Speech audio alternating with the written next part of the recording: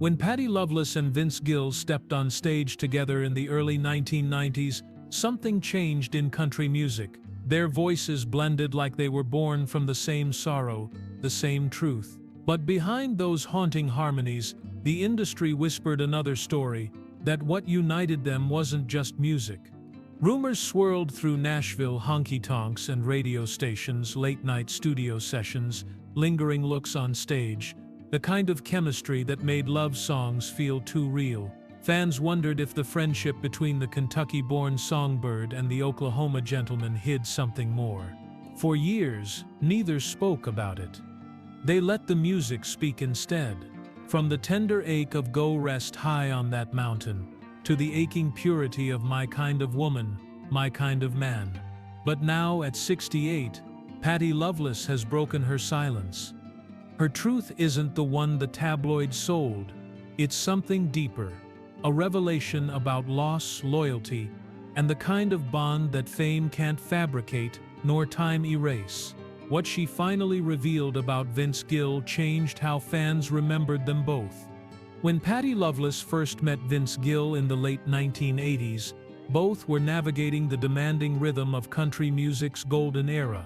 Vince, a gifted singer-songwriter from Oklahoma, had already built a reputation for sincerity that set him apart from the louder voices on the radio. Patty, a coal miner's daughter from Pikeville, Kentucky, carried the kind of voice that could shatter silence, equal parts strength and vulnerability. Each had weathered setbacks before success found them, and perhaps that shared perseverance was what made their connection immediate and undeniable. Their first real collaboration came in the early 1990s, a time when country music was evolving, blending tradition with contemporary polish. They sang together on stage during televised performances and shared bills at major award shows. Their duets, marked by seamless harmony, soon became a hallmark of authenticity. When Vince released "Go Rest High on That Mountain" in 1994, a song born from grief and grace, it was Patty's voice, alongside Ricky Skaggs, that lifted it from personal mourning to universal prayer. The performance became one of the defining moments of both their careers, earning a Grammy and forever linking their names in country music history. But as success deepened, so did public curiosity. Their musical chemistry was effortless. Their on-stage glances carried warmth that fans mistook for romantic tension. In truth, both were grounded in separate, committed lives. Vince had married Amy Grant in 2000, while Patty remained devoted to her husband, producer Emory Gordy Jr., since their marriage in 1989. Their friendship existed in that rare, unspoken space where respect and understanding take precedence over gossip. Yet in an industry built on illusion, simplicity was rarely believed. Behind the scenes, their bond grew through shared values. Both revered traditional country music and felt a duty to preserve its roots in a modern world driven by trends. They often spoke about the importance of storytelling, not as performance, but as purpose. Patty, who had taken a hiatus in the early 2000s to care for family, found solace in performing with Vince during select appearances. Those moments reminded her of the artistry that first drew her to Nashville: sincerity above spectacle, emotion above fame.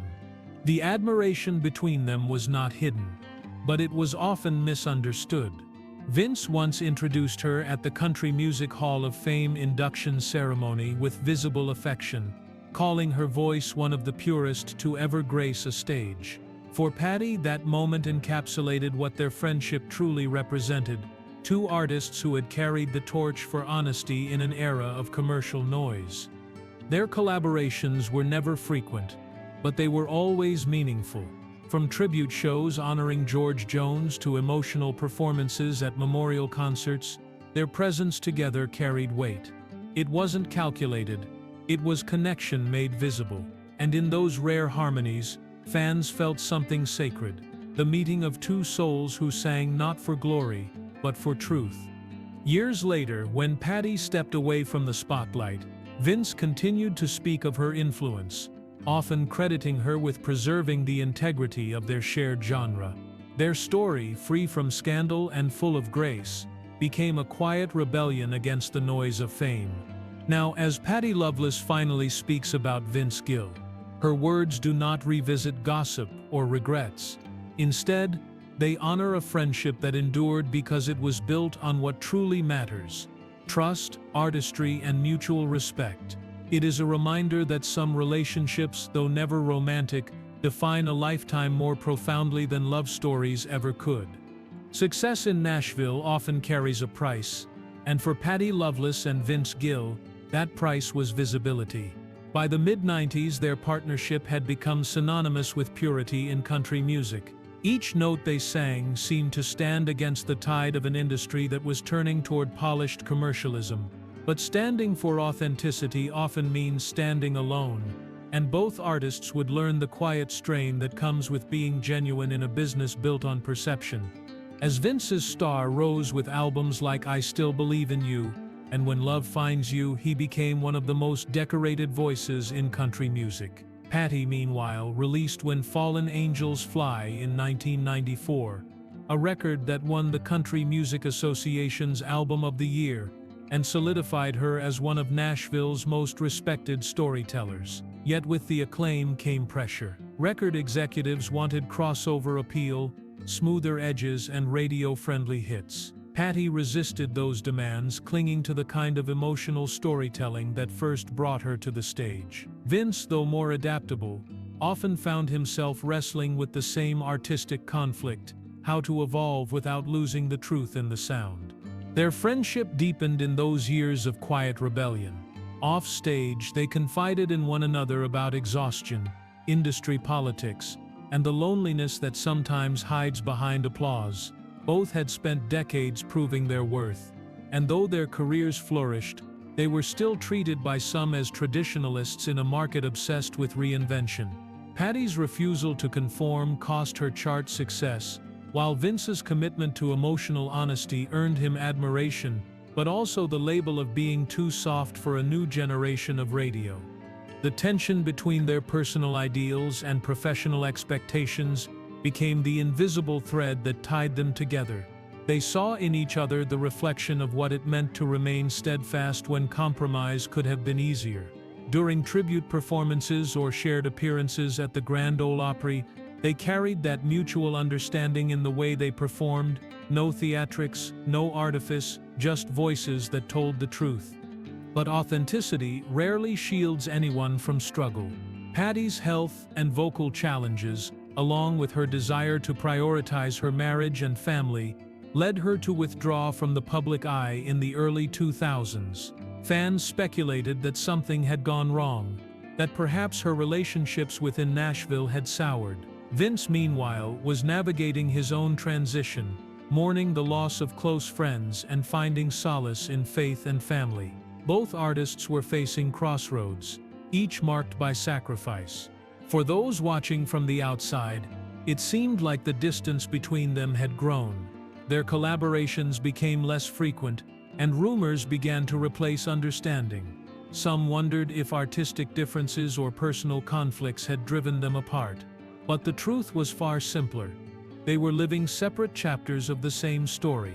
Their friendship didn't require public validation. It thrived in respect, not recognition. When Vince performed Go Rest High on That Mountain during emotional memorials, Patty's voice was often absent but never forgotten. Her spirit lingered in those harmonies, a reminder that what they created together transcended time. Those who knew them best spoke of quiet phone calls, handwritten notes, and private moments of support that defied the industry's noise. The tension wasn't born of rivalry or resentment. It came from the relentless pursuit of integrity in an ever-changing world. They were two artists standing firm in their conviction that country music should tell human stories, not sell fantasies.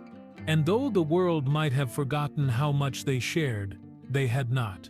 What united them was not fame or nostalgia, but the understanding that truth in music, like truth in friendship, sometimes survives best in silence. Time has a way of testing even the most genuine connections. By the late 2000s, Patty Loveless had nearly disappeared from the public eye. Her voice, once a fixture on country radio, now echoed mainly through memories and reruns of performances that had shaped an era. Behind the curtain, the silence was not born from bitterness but from exhaustion. Decades of relentless touring, emotional storytelling, and an ever-shifting industry had taken their toll. She needed rest, and rest often looks like absence. For Vince Gill, that absence carried weight. He continued to thrive musically, performing on the Grand Ole Opry stage, lending his harmonies to tribute concerts, and keeping alive the spirit of traditional country music. Yet something about Patty's departure left a space he could not quite fill.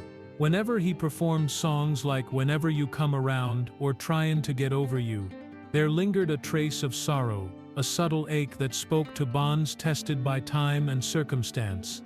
In interviews, Vince often spoke with reverence for the artists who shaped his journey. But when Patty's name surfaced, his voice softened.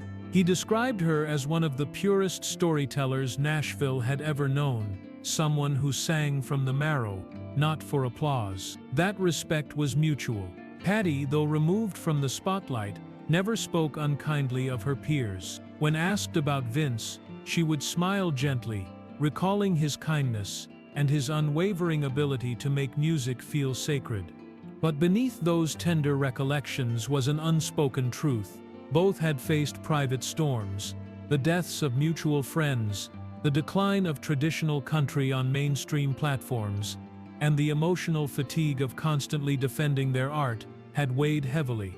Patty lost close collaborators who had guided her sound. Vince mourned not only colleagues but also personal friends who had shaped his faith and resilience. In a world that prizes momentum, slowing down can feel like fading away. When they finally reunited publicly in 2018 for the Country Music Hall of Fame induction of Ricky Skaggs, it was a quiet yet profound moment. Standing side by side, they looked like time travelers from another musical age. Two artists who had weathered the changing tides and found peace in authenticity. The performance that night wasn't just nostalgic, it carried the weight of everything left unsaid. Audiences watched as Patty's voice, though seasoned by years of distance, still carried that same haunting sincerity. Vince accompanied her with a reverence that spoke of memory and gratitude. It was as if, in that brief moment, the years between them dissolved, leaving only the music that had always been their truest language. The sadness in their story wasn't rooted in conflict, but in the quiet passing of eras, the realization that the world they had once defined was slipping into history. The Opry lights still shone, the awards still glittered, but the spirit of those timeless duets now lived mostly in archives and hearts. For fans who had grown up with their harmonies, that distance felt personal. It mirrored the ache of time itself, the understanding that beauty often lives in fleeting moments. Patty and Vince had given the world songs that outlasted chart cycles, melodies that captured something real in an age that preferred perfection. And though they stood apart more often than together, their voices remained intertwined in the legacy of American country music. Every note they once shared became part of something enduring, proof that sincerity, even in silence, never truly disappears. Their story wasn't about endings, it was about what lingers when applause fades, the kind of connection that time can't erase, only transform. As years moved forward, the noise around Nashville changed. The city that once thrived on the raw ache of a steel guitar now pulsed with a polished rhythm aimed at new audiences. Patty Loveless and Vince Gill had watched that transformation with mixed emotion, admiration for progress, but a quiet longing for the soul that once defined their world. Their story had become less about chart success and more about legacy, the invisible thread connecting their voices to a time when country music told the truth, no matter how heavy it felt. Patty began appearing only for moments that mattered. When she sang Go Rest High on That Mountain beside Vince at the funeral of George Jones in 2013, it was not a performance but a prayer. The sanctuary fell silent as her voice met his, two tones blending in mourning, faith and gratitude. Those watching knew they were witnessing more than music. It was the sound of hearts remembering what fame could never replace. For Vince, that moment revealed everything he had always felt about Patty. He once said she carried the kind of honesty that can't be taught. It wasn't just her range or phrasing. It was her courage to stay true to who she was when the world demanded compromise. In her quiet strength, he saw the essence of artistry. And for Patty, Vince represented kindness without agenda. His humility, his devotion to family, and his loyalty to the craft reminded her that success doesn't require surrender. Both had learned that time humbles everyone. The spotlight, so blinding in youth, fades into memory, leaving only the relationships and the music that withstand its glare. Their friendship had endured through personal trials, industry shifts, and years of silence, not because of constant contact, but because of mutual respect. When they met again at benefit concerts or Opry tributes, there was no pretense, no need to explain the years apart. The bond had simply matured into something quiet and lasting. Fans often wondered why they never recorded another duet album, why the magic of My Kind of Woman, My Kind of Man was never followed by more. The truth was simple. They never chased moments for applause. Their connection lived in shared understanding, not obligation. In every collaboration, they gave everything, and once the song was done, they let it stand on its own. That integrity became the foundation of their legacy. Looking back, Patty spoke of peace. She no longer measured worth by radio play or recognition. She had lived enough to know that the real reward was the freedom to sing only when it meant something. Vince echoed that sentiment in later interviews, reflecting that the music they made together reminded him why he fell in love with country music in the first place, because it spoke the truth, unfiltered and unforced. The reflection of their shared journey wasn't one of regret, but of understanding. They had both given the best parts of themselves to a genre that shaped lives far beyond their own. Their voices had healed strangers, comforted the grieving, and reminded listeners that love and loss are universal. In the soft light of remembrance, Patty and Vince stand as proof that friendship can outlast fame, and sincerity can outshine spectacle. What remains after the spotlight isn't the noise of applause, but the echo of authenticity, the sound of two artists who never stopped believing that music, at its core, is a reflection of the soul. In the stillness that follows the final note, there is a kind of truth no interview can capture. For Patty Loveless and Vince Gill, that truth lives not in headlines or trophies, but in the way their voices changed the air around them. When they sang together, something timeless awakened. The reminder that real art doesn't fade, it finds new life in those who listen. As the years passed, Patty stepped away from the touring circuit, choosing the calm of home over the roar of an audience. But the world never forgot her. Whenever she returned to the stage, like in 2023, when she performed at the Country Music Hall of Fame induction, her presence drew tears and reverence. Beside her, Vince introduced her with unmistakable pride, calling her one of the purest souls country music ever gave us. It was not flattery, it was gratitude from one artist to another who had never lost her way. Their story, often whispered about in fan circles, was never one of romance but of recognition. Two souls who understood the price and beauty of truth. Patty had always admired Vince's devotion to storytelling, his ability to turn pain into melody. He, in turn, admired her restraint, her refusal to chase fame when heart and honesty mattered more. Together they represented an era when sincerity ruled the studio, when every lyric carried a heartbeat. The music they created had outlived trends, reminding every listener that country music's strength lies in its simplicity, in the raw ache of life laid bare. Their friendship endured not because it was free from difficulty, but because it was anchored in shared respect. Time tested them both, but never broke that bond. In later years, Vince often spoke of Patty's gift as something sacred. He called her voice a prayer set to melody, a sound that carried the heritage of the mountains where she was born. He saw in her the essence of what country music once was: honest, aching, unpretentious. And for Patty, Vince remained the steady figure who carried that same truth into every decade, reminding her that grace could exist in a business often ruled by ego. When audiences revisit their duets today, they hear more than harmony. They hear history. They hear two artists who chose integrity over spectacle and emotion over ambition. The world may celebrate the stars who chase headlines, but Patty Loveless and Vince Gill became legends by staying still, by letting their music speak for them long after the lights dimmed.